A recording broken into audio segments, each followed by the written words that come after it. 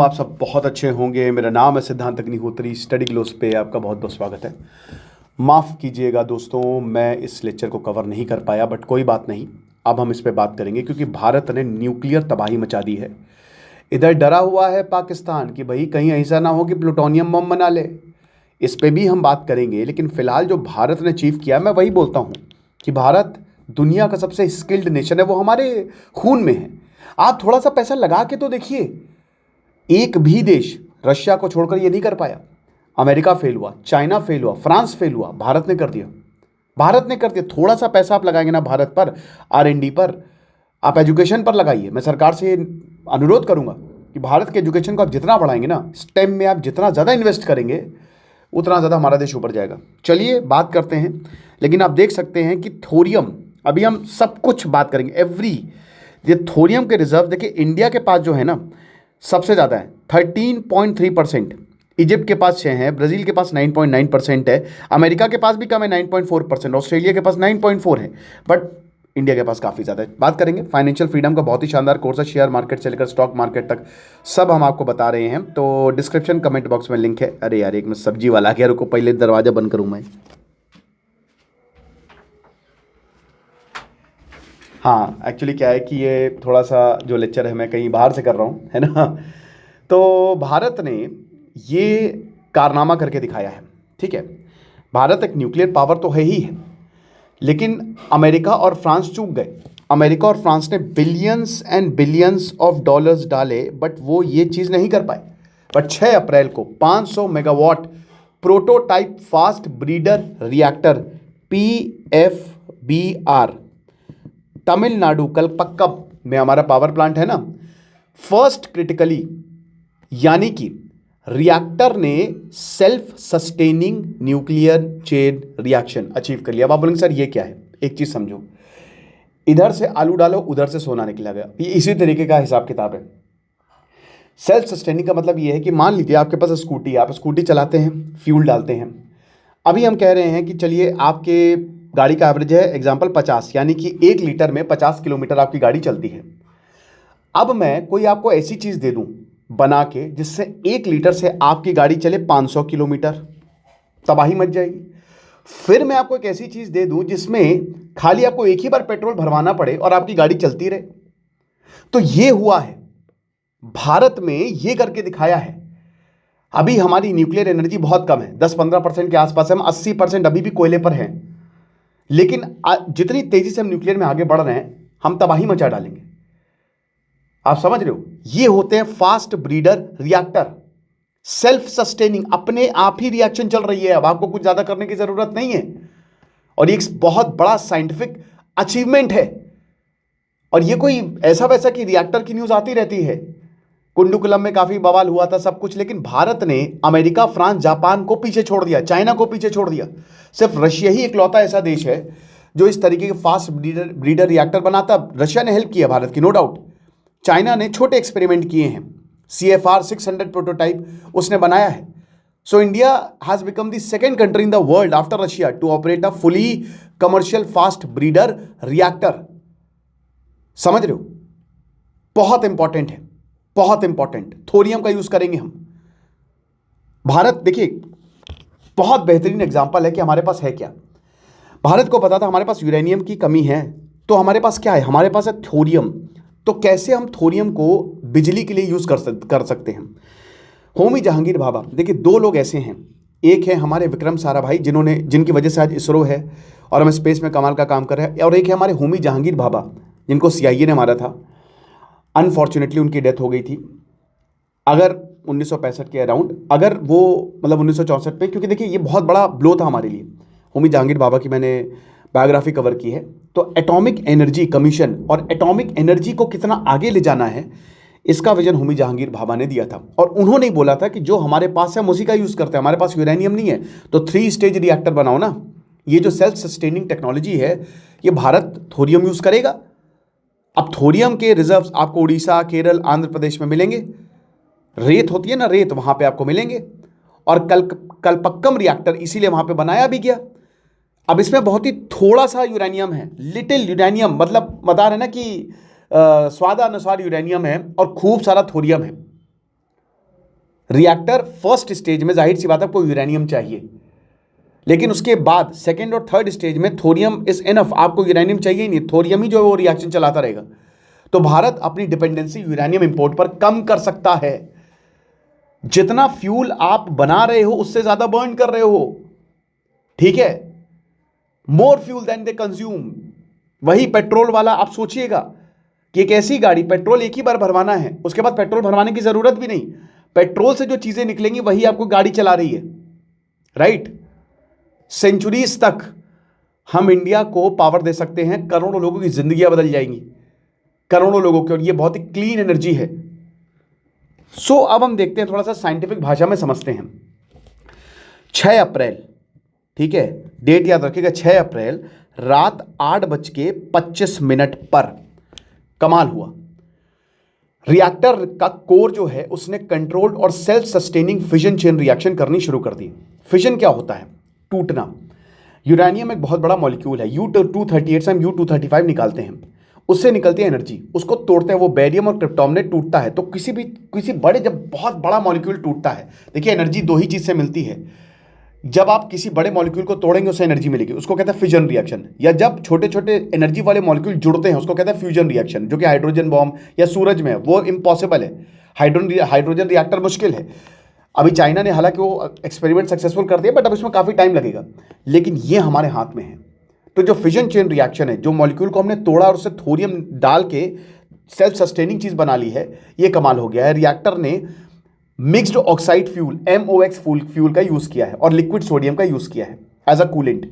देखिए nuclear reactor क्या होता है ना, कि मैंने कई बार बताया है कि अगर न्यूक्लियर रिएक्टर कंट्रोल्ड है, तो मतलब अगर आपकी एटॉमिक एनर्जी कंट्रोल्ड है तो वो न्यूक्लियर रिएक्टर बन जाएगा, अगर एटॉमिक एनर्जी अनकंट्रोल्ड है तो वो एटम बॉम्ब बन जाएगा, सिंपल।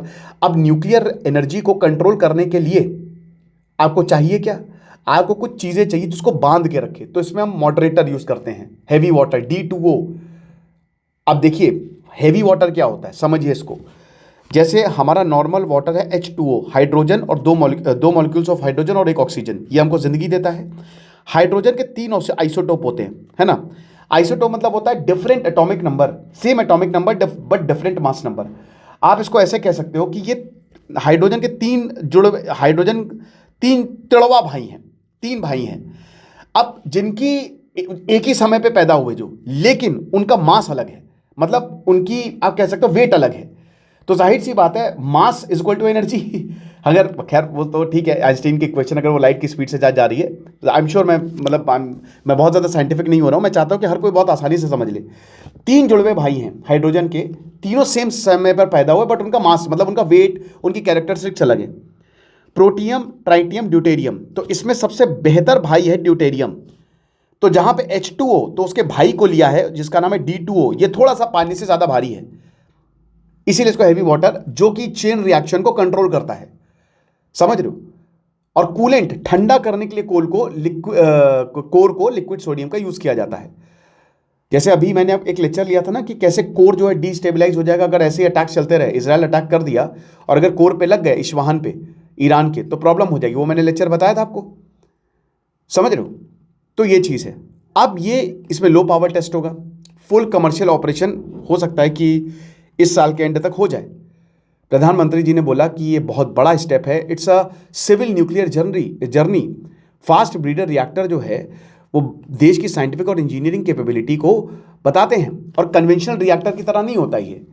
कन्वेंशनल रिएक्टर में आपका यूरेनियम होता है फ्यूल, FBR में आप ज़्यादा फिसाइल फ्यूल जो हैं वो बर्न करते हैं जितना प्रोड्यूस कर रहे हैं, और फिसाइल फ्यूल एक न्यूक्लियर मटेरियल है जो मैंने अभी आपको बताया, वो फ्यूल जो उसको आप तोड़ेंगे।